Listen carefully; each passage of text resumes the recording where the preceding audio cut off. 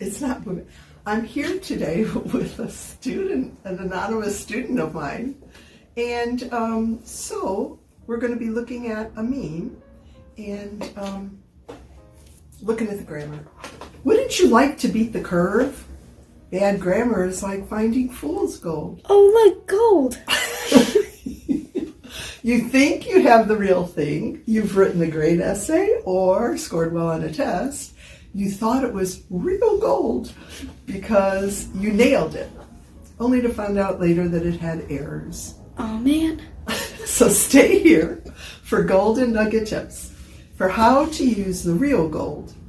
And also, please like, share, or comment for more videos. Okay, let's look at the meme. Let's start with how to spell compliment. Spell it with an I when it's flattering someone. Compliment with an E is when it's a match. Next, instead of a comma, use a colon to the right side of a sentence that describes something on the left in more detail. Here's the list to the right side of the colon that describes hobbies. The rule is when you're using a colon, the left side must be a complete sentence. To the right, it could be a complete sentence or not. It's whatever you choose to do. If it's a complete sentence, you have the option to capitalize the first letter. If you do not use punctuation after cooking here, then you'd be cooking your grandmother. So, what punctuation is correct? Here's another tip. Sometimes you have to look at the whole sentence to see the kind of punctuation that you need. The whole meme is actually one sentence. It's a list of hobbies. Cooking, getting together with a singing grandmother, dinner parties with friends, and playing with a dog. Ruff, ruff.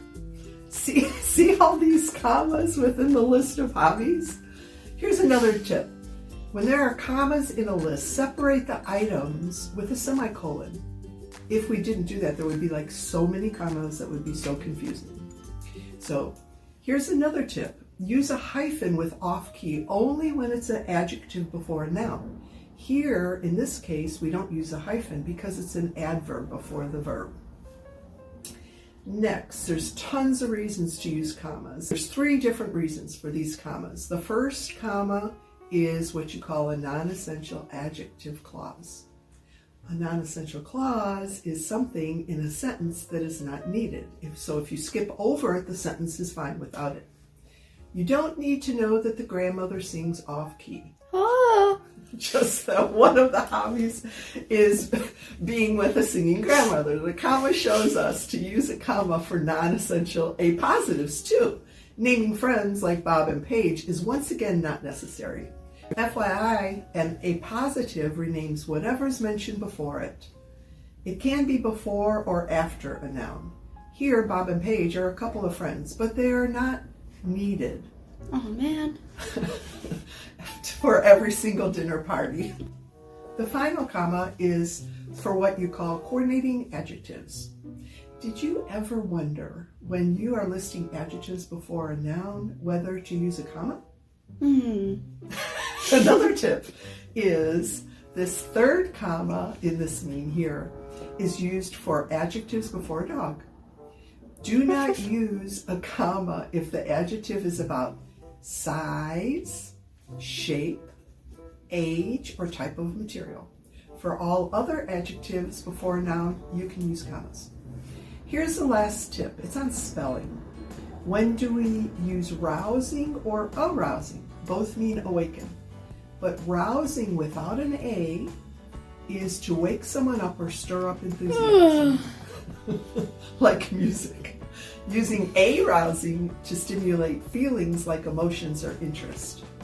Here's an example sentence you could use to remember the difference in the spellings.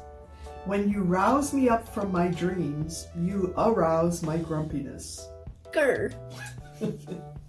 Okay, if you enjoyed this video, like we did, right? And you want more tips, look at other videos on my channel. I'll be adding them constantly. And learn how to get rid of that common fool's gold. Because oh, look, gold. I'm sure You are so much more than common.